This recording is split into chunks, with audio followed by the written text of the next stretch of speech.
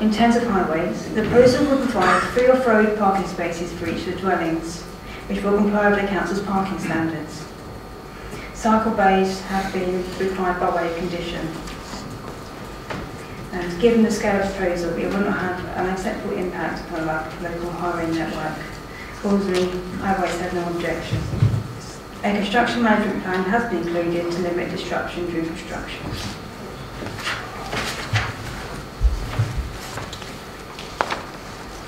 In terms of the members' update, I'll just go through these brief.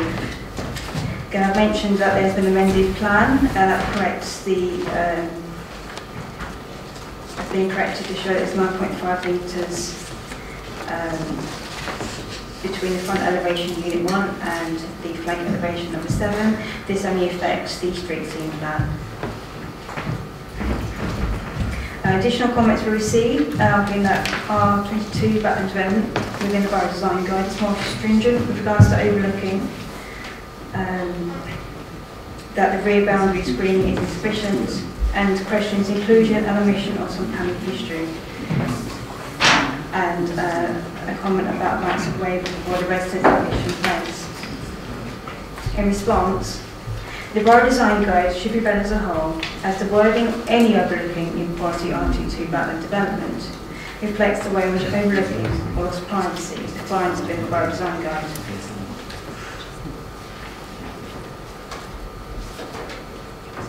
With regards to screening, the screening has been conditioned, however the proposal meets the separation distances to maintain privacy.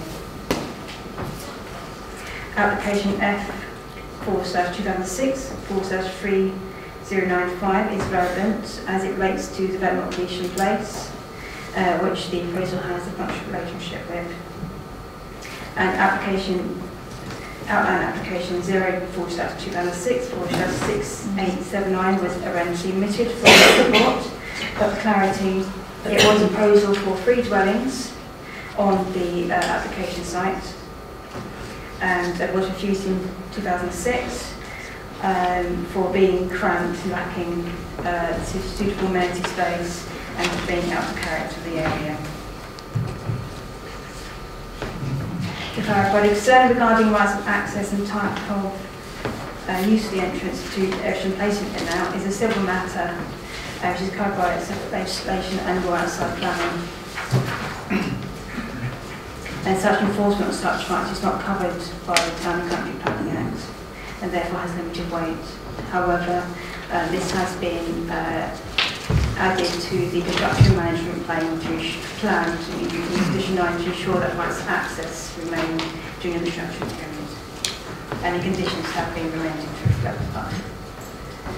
Therefore, recommend approval subject to the conditions, the officer's report and amendments within the members' update. Thank you. Right, thank you very much. We have 3 pre-registered speakers, the first being Martin Battersby, resident.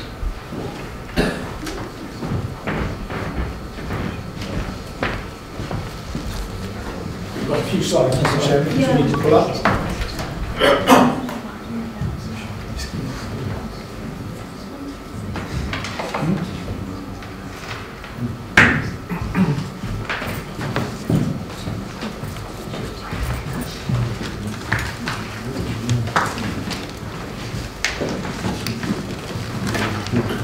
Thank you, Mr. Chairman. I'm speaking for the many objectors and with the full support of the Enbrook Residents Association. Highlighted in green, you can see 3 houses at the end of Lowther Close, and also number 7 Evesham Place, so that you can compare the footprints with the proposed houses shown in red. Our house is number 25 in the middle at the bottom. Here is a photograph of the site taken from one of our first floor windows.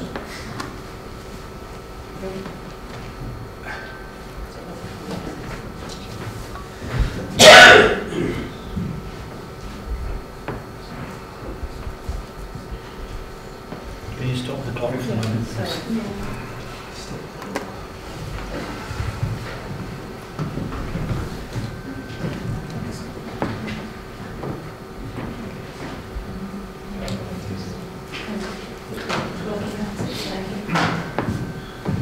Here is a photograph of the proposed site taken from one of our first floor windows looking towards Evesham Place. You can see the gable end of number 7 Evesham Place. There is a limited amount of existing screening and it gets much less in winter. This application would position 2 large houses here with 5 first floor bedroom windows overlooking Lowther Close. None of those first floor windows are obscured glass. The backland section of page 54 of the Borough Design Guide is completely ignored in your original members' papers, although I do see that there's an update. It makes several important points. First of all, backland development must avoid any potential for overlooking or visual impact on neighbours by designing the orientation of new housing appropriately, positioning windows with care, and making sure there is no potential for overlooking from the upper floors of new houses into existing properties in particular. This requirement is rightly much more stringent than the 22 metres back-to-back guidance that applies to non-backland developments. The wording here is quite precise. No potential for overlooking means none, nothing, zero. The words must, and in particular, emphasise the importance of this. There's absolutely no doubt that there would be overlooking of Lowther Close properties, and potential for more overlooking if the old and misshapen trees were removed. Our privacy would be severely impacted. Second, that same backland development section of the design guide requires that developments maintain a high quality of living environment for existing residents. We believe this requirement is also not satisfied for both Evesham Place residents or Lowther Close residents. In addition, existing residents believe that policy TB06 is contravened because the development would be harmful. This proposal is an extension of Evesham Place, itself a backland development that was opposed by the council and residents because of the harm it would do. This application is a piecemeal addition that simply increases that harm. Now, harm, of course, is subjective, and so we can't rely on one opinion. Luckily, we've got 18 letters of objection from residents and the Residents' Association, all of whom talk about harm. It's loss of green space, loss of light in houses and gardens to the north, overbearing mass and height, loss of green backdrop, added noise, more traffic, congestion and parking problems in Evesham Place. I could go on. These residents can't all be wrong. We all believe that harm is proven, so TB06 is not satisfied. Finally, the 2 previous applications on the same site were refused in 2006, even though development on back gardens was encouraged at that time. To approve this current application would simply defy logic, given the history. This is an important decision. Once gardens are lost, they are lost forever. The council has committed to resist development on residential gardens unless very stringent criteria are satisfied, and they are not. If you could stop. Thank you for listening. Thank you. That's great. Thank you. Right, next we have Frederick Randall, the agent.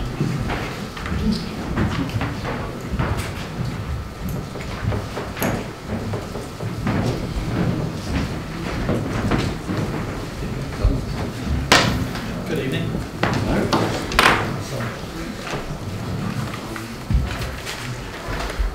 So this site's been identified as a development site within the local plan, and as such as planning history as detailed.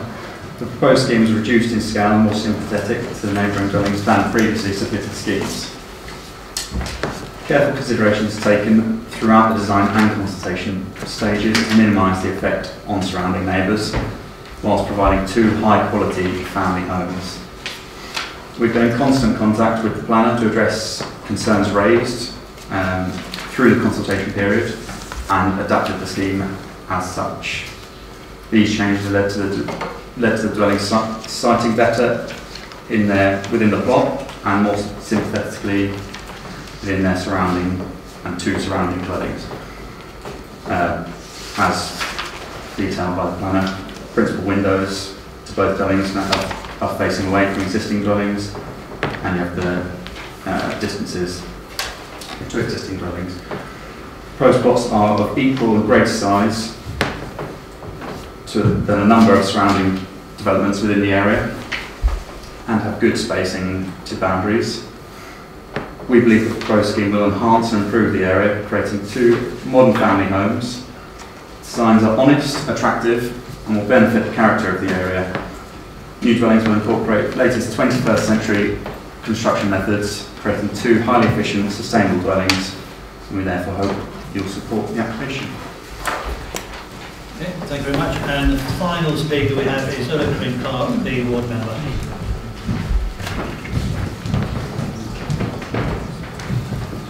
Good evening. Good evening. In the 14 years I have been on the council, most members have spoken out against backland developments. We had a problem in the beginning in that Mr. Prescott had seen fit to declare gardens as brownfield sites. However, the Conservative government changed that and reclassified gardens to be no longer brownfields but greenfields. We also, to our help, have policy TB06. Now, in 2006, a planning application was submitted for 2 dwellings. It hasn't been mentioned here. The number is 9154. It was rejected on the grounds of being cramped, confined, and out of character with the area. Now, the proposed 2 dwellings today are larger than those dwellings, larger than the existing dwellings, but still we are being told that it will not appear cramped, overbearing, or out of character. So how come? Nothing in that street has changed. If it was cramped and overbearing and out of character in 2006, it still is that. To approve this would breach our own policy, TB06. Our design guide, section 410, also states that backland developments must avoid the potential for overlooking.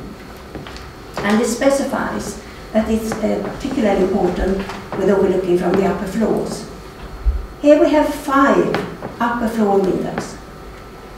And it's understood that that can be overcome by using obscure glazing. Now, these dwellings, do they have 5 bathrooms? Otherwise, why would anyone buy a house where you can't look out of the windows? So put that in as a condition, nobody will buy the house. So I do not believe that if we have that condition, that will be adhered to.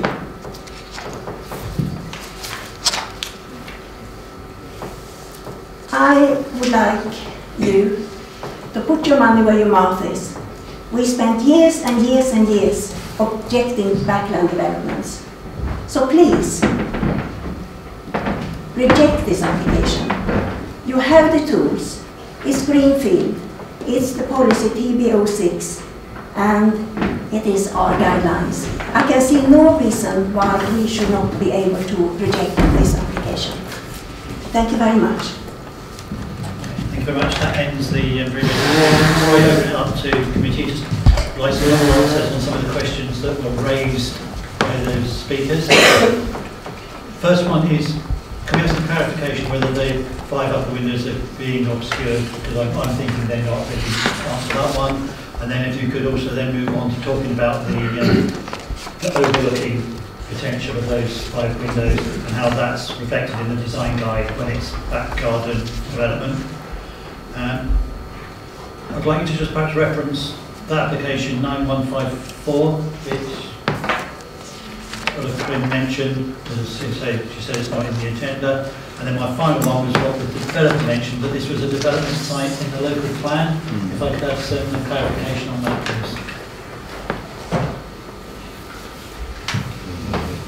Okay, so with regard to the obscure glazing, there's no obscure glazing on the rear elevation, which are all bedroom windows. The obscure glazing relates to the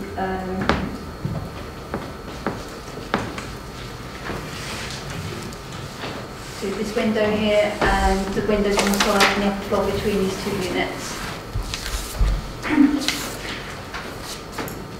With regard to overlooking, the Borough Design Guide defines within the section with separation distances at what point overlooking or occupancy will occur for back gardens. between rear elevations would be 22 metres, and the proposal would exceed those 24 metres and 27 metres here.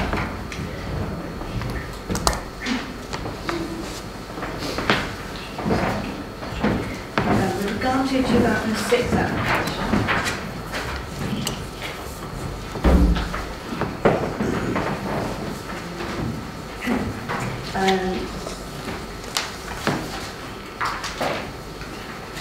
there's a 2006 application which was refused. Again, that was for 3 dwellings within the site.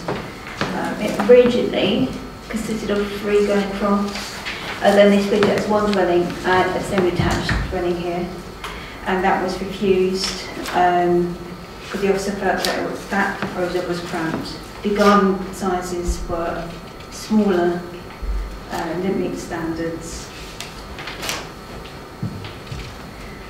And kind of like amenity space.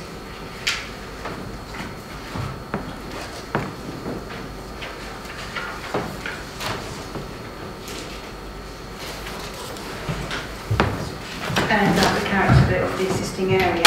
There was another application in 2006 which was for 2 dwellings with the scaling revised, obviously less density as well because of the 2 dwellings. And that the reason why that was refused was based on a lack of infrastructure rather than issues of character. And regards to the development site within an allocated site, could you repeat that? Sorry.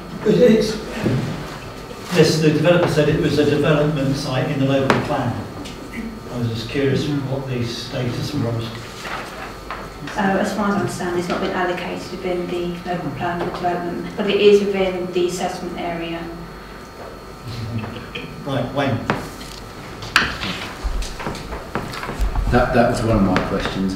I presume he's talking about the 2036 plan. Potential site in local plan. He might have put it forward as a site in the current call for sites. I don't know. But going back to the point on page 67, you're quite right. It does say that 2006 9154 refused due to lack of infrastructure contributions. Now, perhaps you can tell me what that means and how we think that's changed to the current application. And also, I can't see any difference to what's already been refused, and it was in the members' update. Look at that, where the application there, 2006 6679. I'm struggling to come to the conclusion that you have that the difference between what was then and what's now as to why we think this is acceptable. Because it's quite clearly a back garden. But that's my view. So, with regards to the infrastructure reason for refusal, prior to the adoption of SIL, we required contributions by way of Section 106 for attributes such as schools, libraries, that sort of thing. And of course, and in that case of the application, so Section 106 was completed, and so the application was refused for that reason. Of course, now with the adoption of SIL, well, we don't require such infrastructure. Wayne, come back. Yeah. Katie, this isn't against you, but whoever was dealing with this in 2006, that should have been a conversation between the council and the developer. I mean, to me, if it was refused on that very minor point, that is a conversation to say, you need to resubmit, or you need to give us some evidence that you're going to support the 106 contribution needed on this site. I think there's more to it than that. Yeah, please do. I think the implication is that if the developer had signed to Section 106, it would have been approved, and we would now have houses there.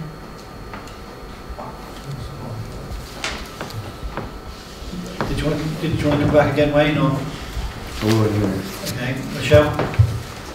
I do think, based on what the people showed us in pictures, it is overlooking their back garden, and I do not like back garden developments in the first place, and overlooking as well, I think, is egregious. Wayne?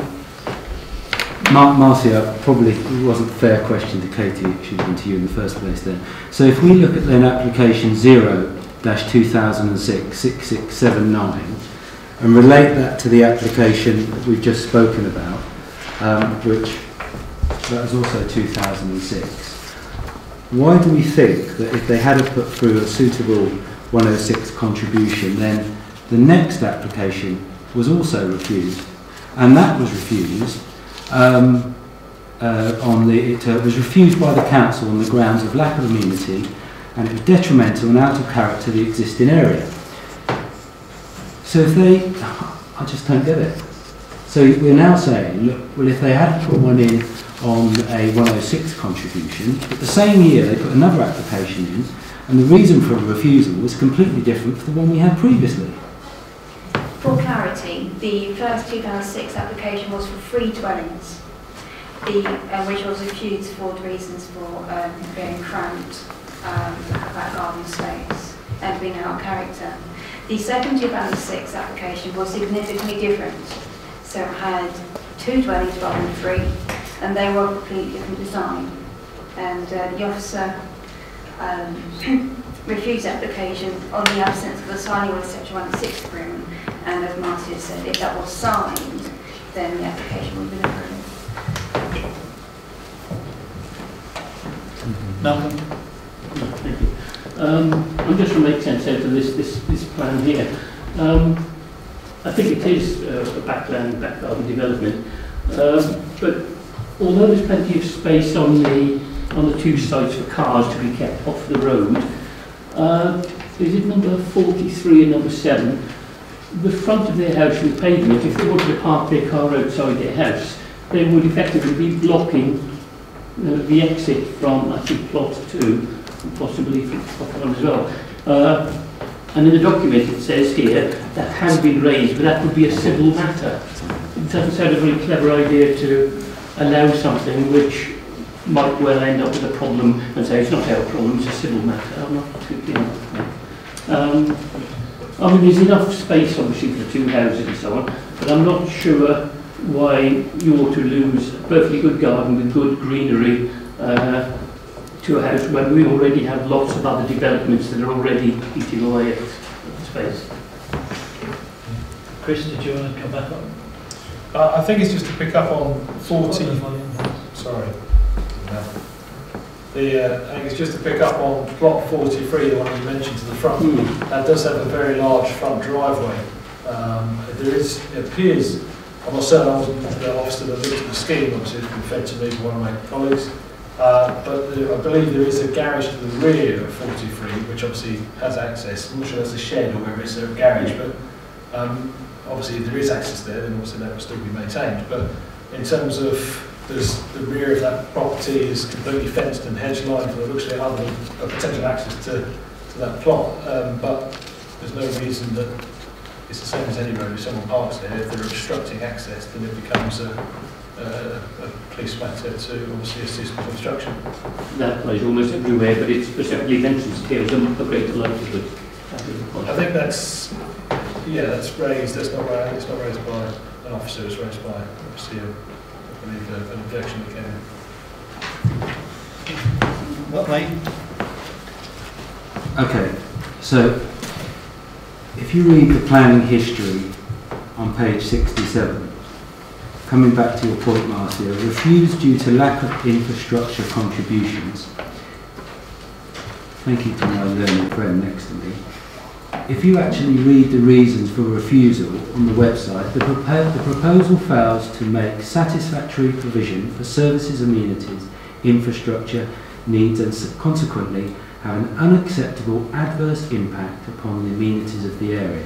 As such, the proposal is contrary to 1, 2, 3, 4, 5, 6, 7 policies. That isn't the same as a 106 agreement, as far as I'm concerned, and I don't see, that was for 2 dwellings, not 3. What's new? That is the standard section 106 reason for refusal, because if there's no contribution towards improvements to highways, you end up with more congestion on the road, which is detrimental to amenities. It's not to do with overlooking, it's to do with increased pressure on infrastructure and services, so more people using the library, and that pressure on infrastructure is detrimental to amenities. It's not to do with overlooking.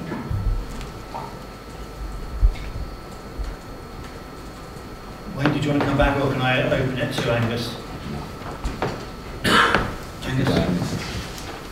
Thank you, Chairman. I think all applications like this will always cause a lot of angst and looking at detail. In 2006, I suspect the other developments on Evesham Place may not have been completed. I don't know that. But given that Evesham Place is developed up to number 7 next to this site, I think the problem we face is what current policies are potentially going to be breached if this application was to be approved.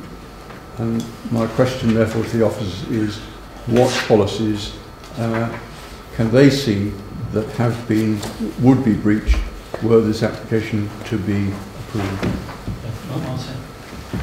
Officer advice is that this proposal complies with the local plan policies and national planning policy framework, and so officer advice is it complies with policies, they would not be breached.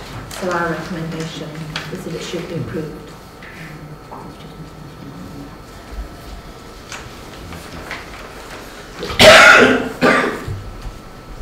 Any other? Sorry. At the end of the day, Chairman, I think it's a question of judgment, and I think it overlooks. I haven't visited the site. Not acceptable. John? Well, I didn't visit the site. Thank you, Chairman. I really would have liked to have seen the application that was refused, but take it on that it was refused because there was no S106 contribution. There's got to be a seal contribution, so I don't know what changes it. I'm a little bit perplexed about the overlooking. If you read the clear statement, it makes reference to the fact that this type of development should not overlook and cause harm in itself. Now, I don't know how long this room is, but I think it's probably about 15 metres. So we're talking about another 6 or 7 metres on top of that, which if you're sitting upstairs looking across with any sort of fence or greenery or anything, you're going to see quite clearly into people's windows.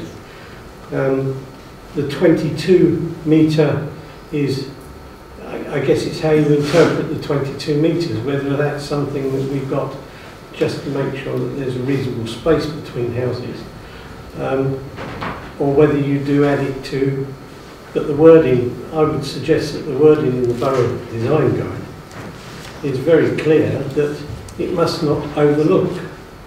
The 22 metres becomes a bit irrelevant if it overlooks. And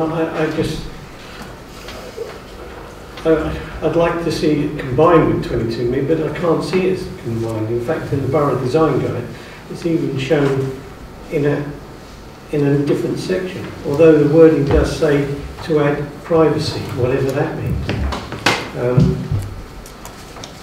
It overlooks. I don't think that it does overlook. Now, with regards to whether it meets the other criteria, officers are saying that it doesn't breach the back garden guidance that we have in our guide, but I do believe it overlooks. Richard, is it the same point or is yours a new point? Look very similar to this. I can see David Lee's tie from back here, and if he's 15 meters away, I think that's overlooking, and I think if you were looking out of a first floor window, you'd definitely be able to see a whole lot more in your back garden. Especially if David Lee was there. Overlooking, please. I think that he is not 15 metres away, he's a lot closer than that.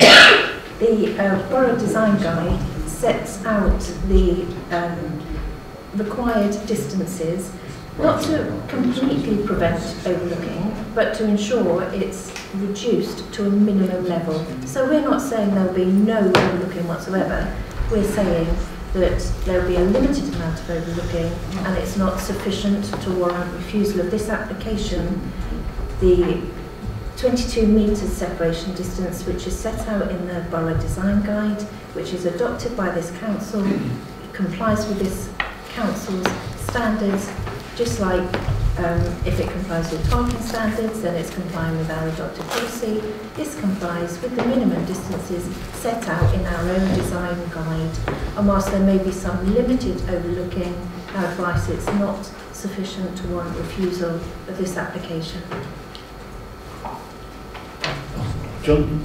Yeah, can I just come back? I mean, to say, if this is a clear quote, it says, must avoid any, and you just said that there will be some overlooking, you're prepared, but you don't believe it. It does say any in the design statement. So, you know, and make sure there's no potential for overlooking. It doesn't say a little bit of overlooking, it says for overlooking from the upper floors of the new house. And, you know, I'm having a bit of a problem with it, to be quite honest with you.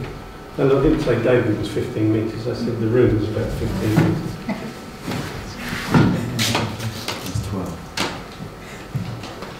Planning is about balance, and the Borough Design Guide has to be read as a whole. I think the local resident has cherry-picked a section of the Borough Design Guide that meets its purposes, and you have to take into account the whole of the Borough Design Guide, and there is a table which sets out separation distances, and this proposal complies with it. It still doesn't answer my question. It says backland development must avoid any potential. Any is a word. Not a little bit. Any potential for overlooking.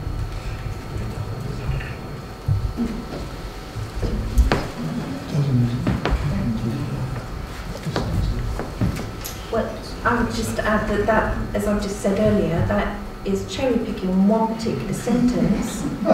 There is a table that sets out the council's minimum standards, and this complies with it. Why do we It's a new point. Yeah. Why do we have a guide then? So you know why we've got the guide. Yeah, I know why we have a guide. I'm just saying basically, if it's any means any. It doesn't mean some, it doesn't mean a little, it just means none. Taking it literally, that means you would never, ever, ever have any back garden development, because even at 1,000 metres, there's potential for overlooking. What you need is telescopic store. Anyway, Good binoculars. So let's bring it back on track then. Any more questions, members, clarification? Right. Is any member looking to put forward an alternative motion? No one wants to put forward an alternative motion. Okay, are we happy? Bill, do you? No, sorry, I'm nothing. Okay, well we have the recommendation then on page 62, which is for approval. The conditions are set out following that and the informative, and then on the members update there are a number of alterations to conditions. In particular, I should bring mention to number 6, which is the tree retention, which has been strengthened to help mitigate any possible overlooking. So now ask members to vote. All those in favour? Before we go to vote, John has one last question. I'll ask you a question.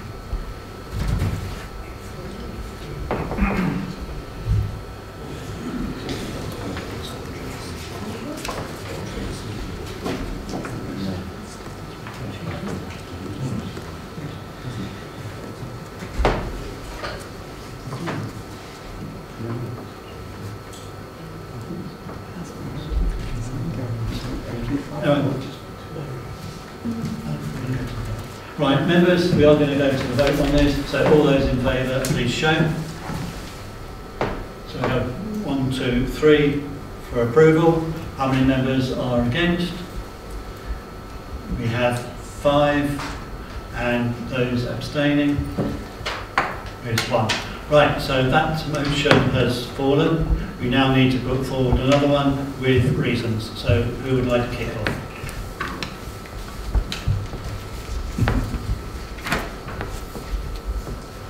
I'd say one of you that put your hand up for refusal must have a reason why you're refusing it. So please, can we hear it?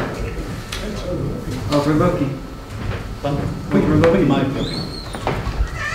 Overlooking. And violates the design guide, which says any overlooking. It doesn't say a little, it doesn't say none.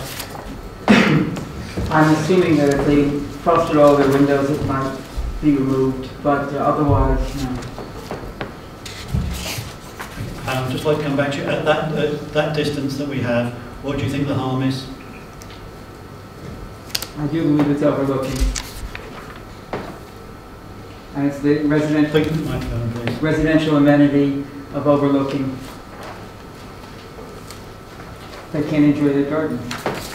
Right, can other members that voted against please, can I have your views on it, please? Malcolm?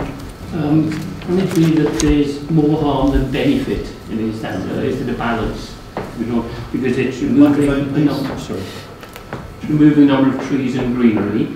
It's introducing extra traffic into basically a cul-de-sac, and I can't really say there's more development elsewhere, so it isn't justified. That isn't a valid reason, but it would introduce more traffic into a cul-de-sac, removal of trees, basically spoiling the character of the area, and so there's more downsides than benefits. I'm looking at harm versus benefit. Okay, I'll just come back on those two. The trees with it, we've got the condition which is strengthened in that they have to be retained for 5 years, and on for the traffic, it's 2 houses. Oh, yes, Mary, please do. Microphone. Sorry. Marcy, can I just ask if that quote in the letter, is that correct? Because I can't find that quote in the Borough Design Guide. What is this, page 54, is that right? Page 54. Because I'm only concerned, of course, about an appeal and whether it can be argued the usual. I've got avoid any potential for overlooking, not any overlooking. Well, it does say any potential. Any potential. Okay. Any potential, not It a little says bit. It's badly written. It can be. That's why I'm abstaining, because John, what are you actually reading? This is a paragraph. If you'd like to read the paragraph that from where? On page 50. It's from the Borough Design Guide, which is supplementary planning. I'm sorry. Well, I'm Martin, sorry. I'm treading on your toes. Page 50. Yes. Which paragraph? Yes, the one that says avoid any potential. So I just want to make sure that that's the right bit. So it's about the middle. It's the middle left column. A bit further down.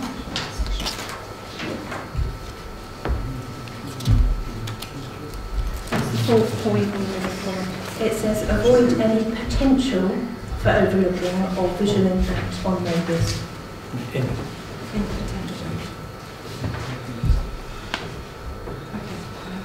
So, no. So my only question is, can that be argued as appeal? Is this something that is relevant to this application that can be argued as appeal in a reasonable way? Is it a reasonable reason for refusal? Well, my view is that it wouldn't be reasonable because, as I've said, we need to read the document as a whole. And it is our usual practice to allow new houses that have a separation distance of 22 metres.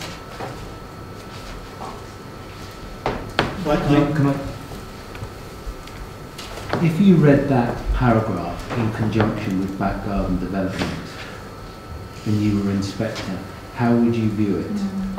Because I understand what you're saying, Marcy. I fully accept it. I'm not, I understand the separation distance of the back garden development, but this is a back garden development. It's not a new housing estate. how would we apply judgment? The emphasis is on- And I know it's a balance, and I know you would say on balance the officer thinks it's for approval, but they're not quite obviously. We've got members of the committee here that feel it's balance in favour of refusal.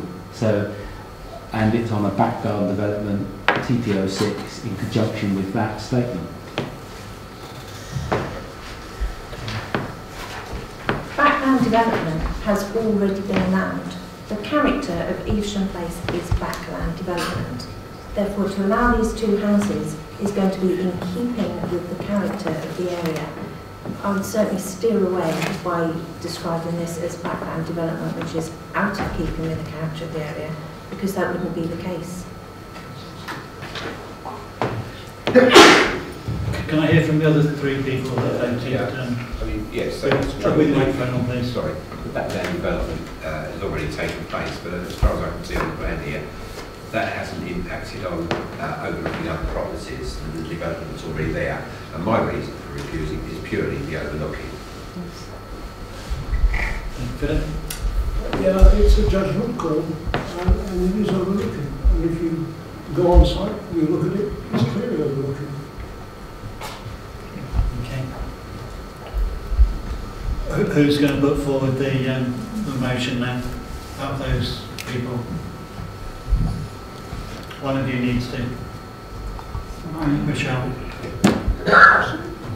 Fine, I'll do it. Proposing to use a back garden. Microphone, please.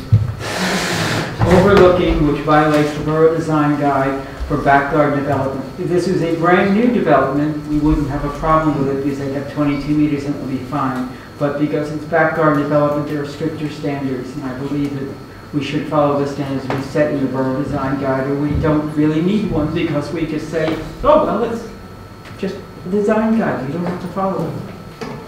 Just one moment.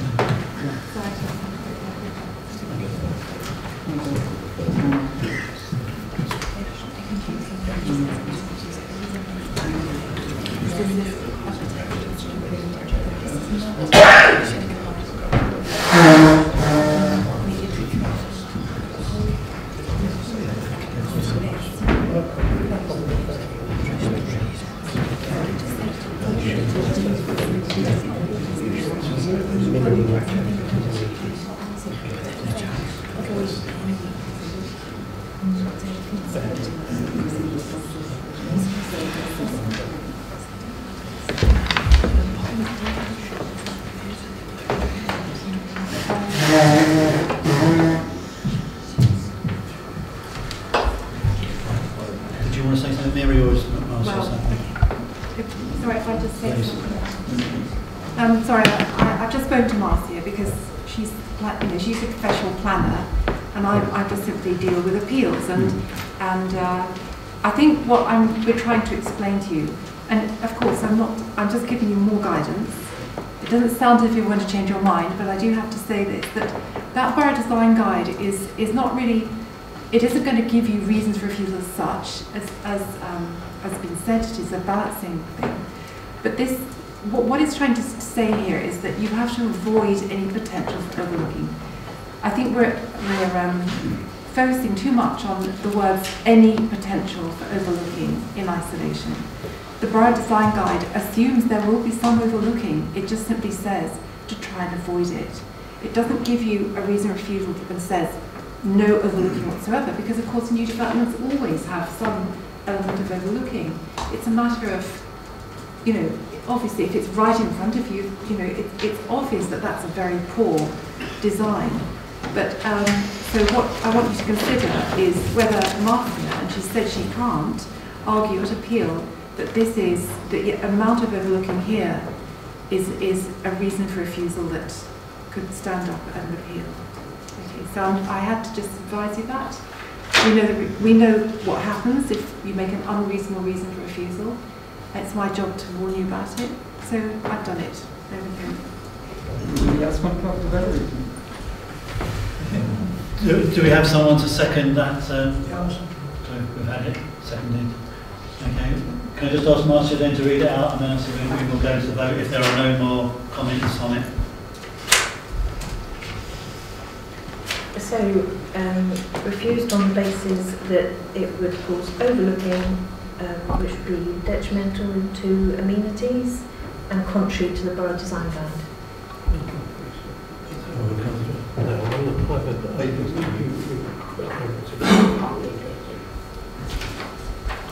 And can I suggest we actually put the word get the backhand in there?